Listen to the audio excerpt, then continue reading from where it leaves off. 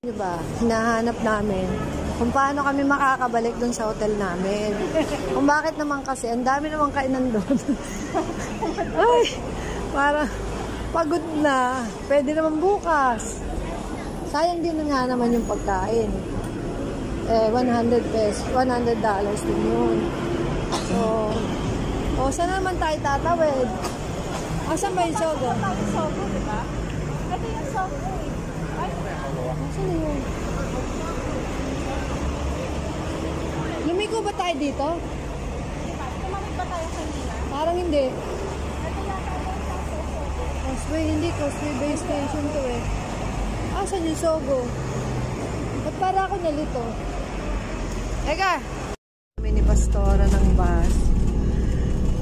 At mukha namang okay naman siya kaysa naman kami maglakad sa train. Ayaw ko na. Magbabas na lang ako kasi nasa city naman na kami. Malapit lang. At wag lang kaming lalampas.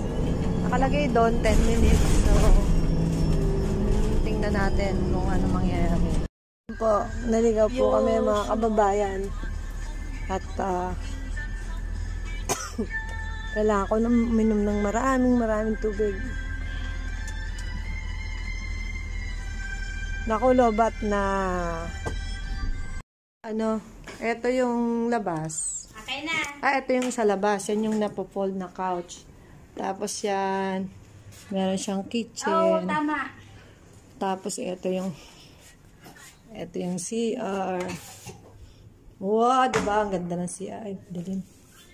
Itong ilaw. Oo, baka naman. Nasaan ang ilawan? Yan, tapos ito yung room. Ayan, sige. Ayan, makakapag-devotion na ako. Thank you, Lord. Okay, thank you. Hindi ako maka-devotion doon.